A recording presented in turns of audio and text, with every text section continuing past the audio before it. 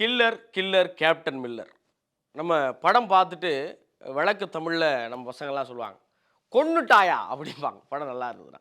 அதுதான் இந்த படத்துடைய ஒரு வார்த்தை விமர்சனம் அப்படின்னு நான் சொல்லுவேன். Captain Miller.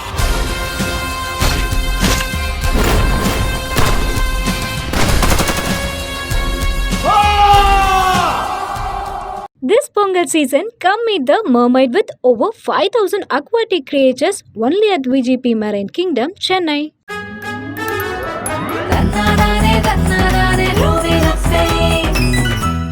நிறைய பேரை கொன்றுக்கிறாங்க. ரொம்ப நேர்த்தியான, ரொம்ப முக்கியமான ஒரு விஷயத்த கடத்தியிருக்கிறாங்க இந்த படத்தின் மூலியமான்னு நான் சொல்லுவேன். எப்பயுமே கலை ஒரு கருவி. அது மக்களுக்கு இந்த சமூகம் பத்தின ஒரு பெரிய ஒரு கருத்தை, ஒரு நினைவூட்டலை கொண்டு போய் சேர்க்கறதுக்கான கருவி. அதை நம்ம பொழுதுபோக்காகவும் ரசிக்கிறோம். அதில் ஏதாவது ஒன்று சொல்ல வேண்டும் அப்படிங்கிறது கலையுடைய நோக்கமாக இருந்திருக்கு, இன்றைக்கும் கூட இருக்குது அப்படிங்கிறதுக்கு கேப்டன் மில்லர் ஒரு பெரிய சாட்சி. அருண் மாதேஷ் அப்படிங்கிற ஒரு இயக்குனர், ஒரு தேர்ந்த படைப்பாளி அப்படிங்கிறத சினிமா உலகம் ஏற்றுக்குது, சினிமா கலைஞர்கள் ஏற்றுக்கிறாங்க, மூத்த சினிமா இயக்குனர்கள் அவரை பார்த்து வியக்கிறாங்க. ஆனால் வெகுஜன மக்களுக்கான ஒரு இயக்குனராக அருண் மாதேஷ் இல்லையேங்கிற ஒரு சின்ன குறை இவ்வளவு காலம் இருந்ததை நீக்கி இருக்கு கேப்டன் மில்லர்னு நான் சொல்லுவேன். அருண் மாதேஷ், தனுஷ் அப்படிங்கிற ஒரு பெரிய கலைஞனை கையில் எடுத்துக்கிட்டு கேப்டன் மில்லர் அப்படிங்கிற ஒரு படைப்பில் என்ன செஞ்சுருக்காருங்கிறது தான் ரொம்ப முக்கியமான கேள்வி. இதுவரைக்கும் இந்திய சுதந்திர போராட்டம் பற்றின நிறைய புத்தகங்களை படிச்சிருக்கோம், நிறைய நாவல், நிறைய தொடர்கதைகள், நிறைய தொலைக்காட்சி நாடகங்கள், நிறைய படம்னு என்னென்னமோ பார்த்துட்டோம். அது எல்லாத்துலேயும் ரெண்டு பிரிவு இருக்கும். ஒரு பக்கம் வெள்ளைக்காரங்கிட்ட அடிபட்ட இந்தியா எப்படி அதிலிருந்து சுதந்திரம் வாங்குச்சு, இன்னொரு பக்கம் இந்தியாவுக்குள்ளே இருந்த ஆதிக்கவாதிகள், அது ஜாதியோ இல்லை வேறு ஏதோ ஒரு ஏதோ ஜாதி தான், அப்புறம் என்ன அதில் என்ன ஒளிமுறை, ஜாதியை அடிப்படையாக வச்சு இவன் இது அவன் அது அவனை தொடக்கூடாது, இவன் செருப்பு போடக்கூடாது, அவன் தோளில் துண்டு போடக்கூடாது, கோயிலுக்கு வரக்கூடாதுன்னு ஒரு பெரிய சூழ்ச்சி ஒன்று நடந்துச்சுல்ல. இதிலிருந்து மக்கள் எப்படி மீண்டும் வந்தாங்க? இது ரெண்டு தான் இந்தியா சுதந்திரம் வாங்குகிற அந்த காலகட்டம் 1800கள் 1900களில் நடந்த ஒரு பெரிய சமூக சிக்கல்களாக இருந்துச்சு. இது ரெண்டையும் தனித்தனியாக பார்த்துட்டு இருந்தோம்ல. இது ரெண்டையும் ஒன்றா சேர்த்து ஒரு படம் எடுத்திருக்காரு அருண் மாதேஷ். இதுதான் ரொம்ப முக்கியம். அந்த காலகட்டத்தில் ரொம்ப வருஷமாக 600 வருஷமாக அந்த கோயிலுக்குள்ளே போக விடலை, 400 வருஷம் வெள்ளைக்காரன் அடிமைப்படுத்தினாங்க. ரெண்டுலேருந்து மக்கள் வெளியே வர்றதுக்கான ஒரு போராட்டம் இருக்குல்ல, எப்படி வெளியே வந்தாங்கிறது அப்புறம். வெளியே வர்றதுக்காக அவன் சந்தித்த சிக்கல்களை ரொம்ப நேர்த்தியாக எடுத்திருக்கிறார். ஒரு கோவில், அந்த கோவிலை சுற்றி அந்த கோவிலுக்காக பாடுபட்ட உழைச்ச மக்களுடைய வம்சாவளி, அந்த ஊருக்கான ஜமீன்தார், அப்புறம் அந்த கோவிலில் இருக்கிற பொக்கிஷத்தை திருட விரும்புகிற வெள்ளையர்கள், அந்த வெள்ளையர்களுடைய படம் அமைச்சு. இதுதான் கதை களம்.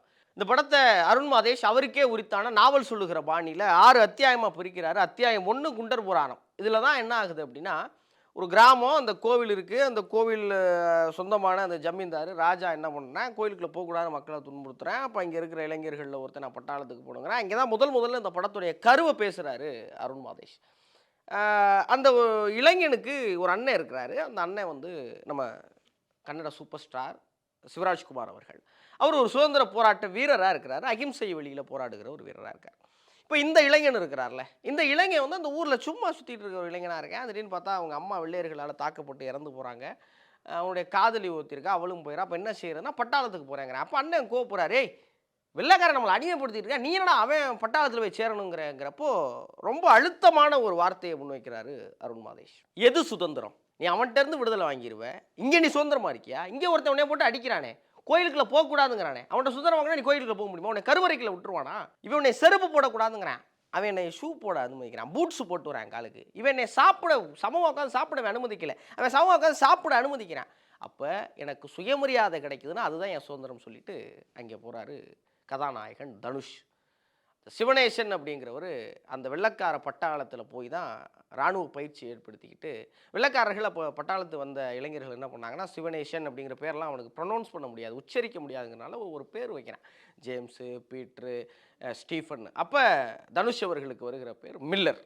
அப்போ அந்த மில்லர் எப்படி கேப்டன் மில்லராக உருவாகிறாரு அப்படிங்கிறது தான் முதல் அத்தியாயம். 2வது அத்தியாயம் எனக்கு அவன் சாகணும் அப்படிங்கிறது 2வது அத்தியாயம். இப்போ 2வது அத்தியாயத்தில் இந்த கேப்டன் மில்லராக இருந்து பட்டாளத்திலிருந்து சூழல்னா ஒரு இதெல்லாம் ரொம்ப நான் கதையை முழுசாக சொல்லிட முடியாதுங்கிறக்காக இங்கேருந்து வெளியே வர்றாரு.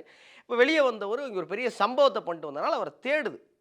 இப்போ வெளியே வந்த இவர் என்னவா மாறுறாருன்னா, ஒரு கொலைகாரனும் கொள்ளைக்காரனுமாக மாறுறாரு. அப்போ எனக்கு அவன் சாகணுங்கிற ஒரு தொனியை நோக்கி 2வது அத்தியாயம். 3வது அத்தியாயம் என்ன, குரங்கின் நிழலில் பாம்பு. இப்போ எந்த ஒரு வீரனுமே கடைசி யாரோ ஒருத்தனுக்கு கீழே இருப்பான். அவன் தன்னிச்சையாக எழுச்சி அடையும் போது தான் நெப்போலியன் மாதிரியான ஒரு ஒரு பெரிய ஆளாக மாறும்போது அவனுடைய விருட்சம் பெருசாகுது, அவனுடைய காட்சி எல்லாம் பெருசாகுது. அப்படி குரங்கி நிலையிலேருந்து பாம்பு இப்படி வெளியே வருது. இன்டர்வல் பிளாக் முடித்த உடனே அத்தியாயம் 4 என்ன சொல்லுது? அத்தியாயம் 4 என்ன சொல்லுது? காட்டு பூனைக்கு சிவராத்திரி விரதமா அப்படிங்கிறது. ஏன்னா ஒரு கதாநாயகன்னா அவன் கதாநாயகன் தான், எந்த சூழலையும் அவன் ஒளிஞ்சு ஓடிட மாட்டான் அப்படிங்கிறது 4வது அத்தியாயம். இப்போ 5வது அத்தியாயம் கோரமுகத்தின் எழுச்சி, அதான் கிளைமேக்ஸ். படம் முடியும் போது முடிவுரையில் போடுறாரு, செந்நீர் சடங்கு போர் தொடங்கு அப்படின்னு போட்டு முடிக்கிறாரு அருண் மாதேஷ். அப்போ 2வது பாட்டு வரப்போகுதுரா அப்படிங்கிறதுக்கான லீடாக அது அமைது. இப்போ இதுக்குள்ளே ஒரு வேலை ஒன்று பார்த்துருக்காருங்க, ரொம்ப பிரமாதமாக, ரொம்ப அழகான காட்சி அமைப்புகளோட எல்லா கதாபாத்திரத்தையும் பயன்படுத்தி ஒரு கதை ஓட்டம் நகருது. 80% சண்டை காட்சிகளை மட்டும் வச்சு நகருகிற இந்த கதை ஓட்டம் இருக்குல்ல, அதில் எங்கேயுமே நமக்கு சலிச்சிடலை. சண்டையே போட்டுதான், என்னடா சண்டையே போட்டுருக்காங்க அப்படின்னு நம்ம நிறைய படங்களை பார்த்து சொல்லியிருக்கிறோம். அருண் மாதேஷோட இதுக்கு முந்தைய படங்கள்லேயே கூட என்ன ஒரே வன்முறையாக மட்டுமே இருக்குது, இன்னும் கொஞ்சம் நம்மளால் ஒட்ட முடியலையேன்னு சாதாரண என்னை போன்ற சினிமா அறிவில்லாத சாமானியர்களுக்கு தோணுச்சு. ஆனால் இந்த படம் ஒரு கதையோட நகருது. உள்ள ஒரு ஒரு எமோஷன் இருக்குது, உள்ள ஒரு காதல் இருக்குது, உள்ள ஒரு ஒரு ஒரு விரக்தி இருக்குது, உள்ள ஒரு ஒரு வெறி இருக்குது. இதெல்லாம் கலந்து படம் எவால்வேட் ஆகி நிற்கிது. அப்படி அதுக்குள்ளே நடக்கிற திருப்பங்கள், அதுக்குள்ளே நம்ம எதிர்பார்க்காத விஷயங்கள், அதுக்குள்ளே நடக்கிற அதிரி புதிரியான சண்டைகள், நம்ப தகுந்த காட்சிகள், இதுதான் ரொம்ப ரொம்ப முக்கியம். நீங்கள் ஒரு ஒரு மாசான ஃபைட் அப்படிங்கிறப்போ ஐயோ ஹீரோ அடித்து 10 பேர் பறக்கிறதெல்லாம் மக்கள் இப்போ வந்து என்னையா அதெல்லாம் நம்புற மாதிரியாக இருக்குது அப்படின்னு கேட்க ஆரம்பிச்சிட்டாங்க. நீ சூப்பர் ஸ்டாராக இருந்தாலும் நீ ஒருத்தனை தான் அடிக்க முடியும், அதை எப்படி சூட்சமாக அடிக்கிறார் எனக்கு காட்டுன்னு கேட்குறாங்க இன்றைக்கி ஆடியன்ஸ். அதை கொடுத்துருக்காரு அருண் மாதேஷ். இந்த படத்துக்கு ரொம்ப பெரிய பக்கபலமாக அமைஞ்சிருக்கிறது ஜிவி பிரகாஷ் அவர்களுடைய இசை. அவ்வளோ அற்புதமாக போட்டிருக்காரு. கோரனாறு அப்படிங்கிற ஒரு சிறு தெய்வத்தை தான் படத்தில் முக்கியமான ஒரு சாமியாக எடுத்து காமிச்சிருக்கிறாங்க. இந்த கோரனாரா கதாநாயகனை ஒப்பிட்டு அவங்க போடுகிற இசை, அந்த சிறு தெய்வங்களுக்கே உரித்தான அந்த கிராமத்தில் இசைக்கப்படுகிற கருவிகள், அந்த உரிமை மேளம் அதெல்லாம் வச்சு போடுற ஒரு மியூசிக் இருக்குல்ல, அதை வந்து அப்படியே நம்மளை பொங்க செய்யுது, நம்மளை வாயா வாயா வாயான்னு சொல்லி திரையரங்குகளில் சாமியாட வைக்கக்கூடிய அளவுக்கான ஜி பிரகாஷோட இசை ரொம்ப முக்கியமான ஒரு பங்கு ஆற்றிருக்கு. நிறைய இடங்களில் இந்த ஆண் பெண் பேதத்தை உடைக்கிறது, இது மாதிரியான நிறைய விஷயங்களை தொடர்ந்து பேசிக்கிட்டே வர்றார் அருண் மாதேஷ். அருண் மாதேஷ் வந்து ஒரு நல்ல கலைஞன் அப்படிங்கிறத எங்கே ஒத்துக்கணும்னா, அந்த சமூகத்துக்கான கலைஞனாக அவர் இருக்கும்போது அது நம்மளை ரொம்ப வரவேற்க வைக்குது. படத்தில் சிவராஜ்குமார் அவர்களை முதல்ல கூட என்ன டம்மி பண்ணிவிட்டாங்களே தலைவனை அப்படின்னு இருந்துச்சுன்னா, கடைசியில் வேற ஒன்று பண்ணி மிரட்டி எடுத்திருக்கிறார். எல்லாருக்குமான கதாபாத்திரங்களை ரொம்ப வலுப்படுத்தி இருக்கிறார். இந்த படம் உண்மையிலே என்ன சிக்கலை சந்திச்சாங்க அன்னைக்கு அப்படிங்கிறத ரொம்ப தெளிவாக காட்டினது எனக்கு ரொம்ப ரொம்ப பிடிச்சிருந்தது. தனுஷ் அவர்களுடைய அசுர நடிப்பு, பா என்ன மனுஷன்டா தனுஷ் அப்படின்னு நம்மளை ரசிக்க வைக்கிறாங்க. அது ரொம்ப ரொம்ப அழகாகவும் ரொம்ப ரொம்ப திருப்திகரமாகவும் இருக்குது. வில்லனாக நடித்தவங்களும் சரி, கதாநாயகர்களுக்குடைய துணை கதாபாத்திரம் நடித்தவங்களும் சரி, ரொம்ப நேர்த்தியாக ரொம்ப அழகாக இருக்காங்க.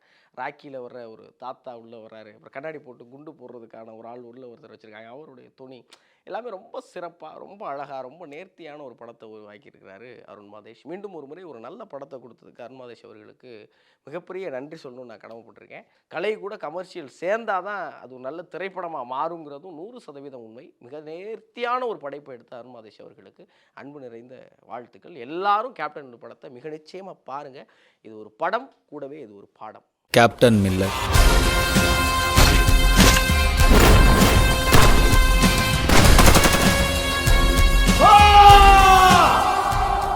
This Pongal season, come meet the mermaid with over 5,000 aquatic creatures only at VGP Marine Kingdom, Chennai.